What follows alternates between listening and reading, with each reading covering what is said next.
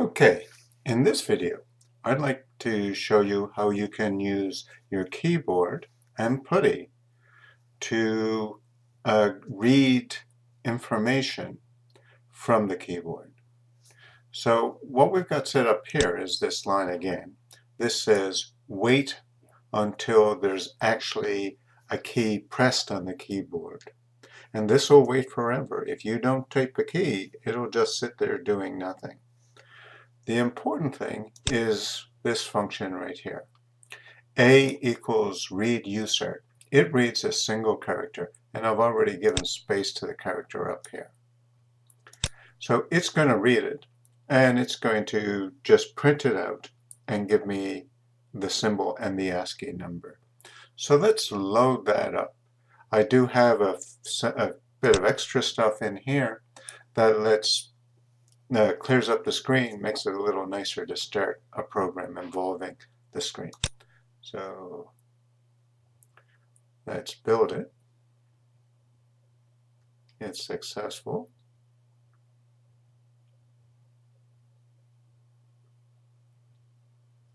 Okay, so it's programming, and let's go, right? And so this is how I start many of my programs. Press Control to start, because I'd like to have a nice clear screen, and I'd like to know that it'll start after a simple input. So now it's blank. It's just going to wait and wait and wait until I enter some key. So let me just pick one. How about capital P? Right? So you see it tells me that capital P is ASCII 80. That's it. The program's done. It won't respond to anything else other than the putty echoing whatever I type on the keyboard. That's nice, but that's a little boring, because during a program, even if I'm waiting for something, I'd like to be able to do other things. And there's an easy way. I can make this code here, well, down to a ReadCharX, a little more useful to me. This while loop, this wait, there's no reason why I can't put in braces for the while loop, and inside my while loop do something. Now, we haven't done some of the interesting things like making LEDs light up or make sounds, so we're just going to stick with printf.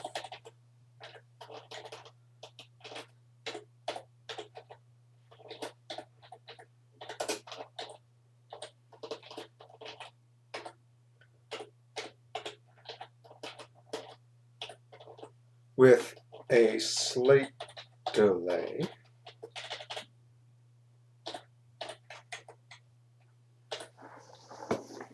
And what will happen now, until I hit a key, this phrase, hurry up, is going to repeat over and over again, forever, if I never hit the key. And when I do enter the key, it'll print out the same message we had before.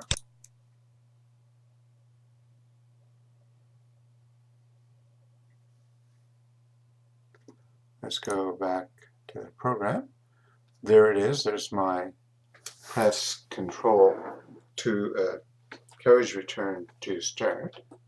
And you can see these messages, hurry up, hurry up, hurry up, hurry up. And let's do the percent. You can see the percent up here, and it tells me that the percent symbol is ASCII 37. Great. We can always use this code to do things while we're waiting. Well, this is a little boring, this program, because I'm only picking one term or one character at a time, and it'd be boring to recompile all the time. So if I wanted to test this for many keys on the keyboard, there's a simple way for me to do that.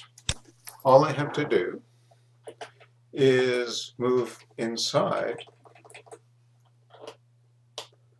the while one down here. And all I would do is something like this. I take that code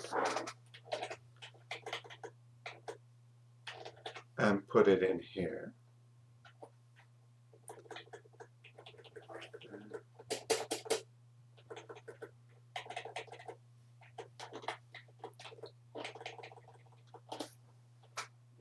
Indent a little, make it look a little prettier. And so now I'm in this infinite loop, and while I'm waiting for data entry, it will print out that message again. But I can do it over and over again. So let's build this.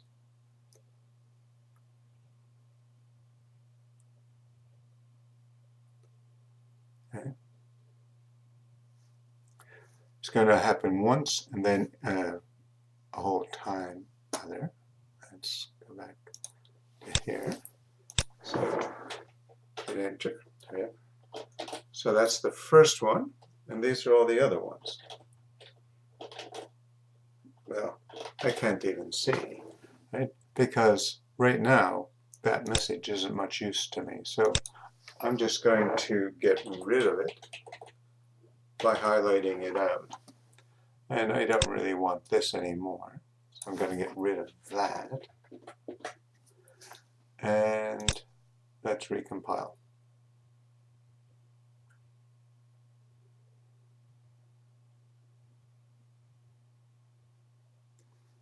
Okay. And then we come up.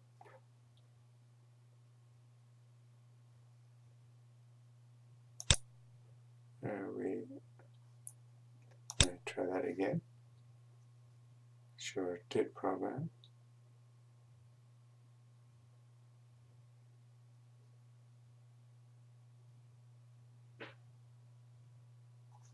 There we are. Program. Where's it? Yes, here we are. So now when I hit return, it's just blank. There's no messages here. But A, B, N, percent, K, star. So all the letters I type are being echoed out. Now you'll notice that the A is up here.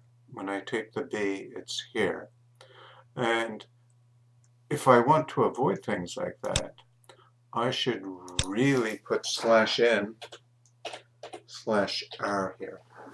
Right? That's a new line, new space. Then my next choice will be more obvious. So I'm going to do that one more time.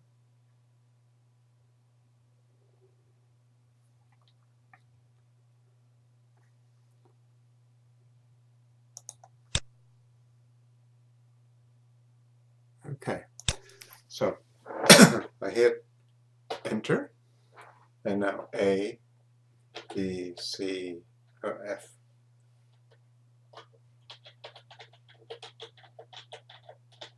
Perfect. If I hit enter, you'll see the enter key causes a return as well as saying it's key 13. Okay, that's great. Reasonably useful. I just want to mention one more thing. There's a variation on this that you could also use. Instead of using a while inside of a while, we could use an if statement, because in this while loop, it's already an infinite loop. So if I change this to if, right, so if there is data,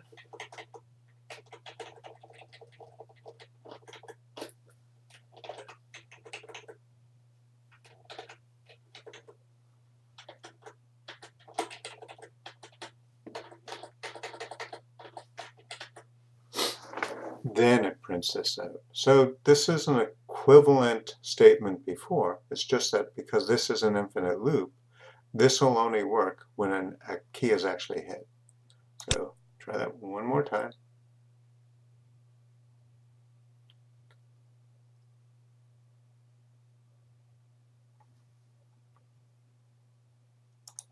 Call up the code. Right. Come here. Hit enter. And now A, B, C, Right, do it one at a time. Okay, so now it's working nicely. And again, if I want other things to occur, because I'm in an infinite loop, I can write that code, say these lines again, sorry, Control X. I can put them down here because these guys happen all the time. Right? So this only happens occasionally, but inside the while loop, these guys always happen. So try that one more time, see what we get.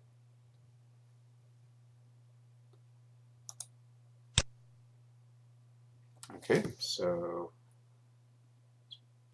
looks like it's pretty ready to go. Control, okay. So you can see it if I sort of, right, anything I hit will show up.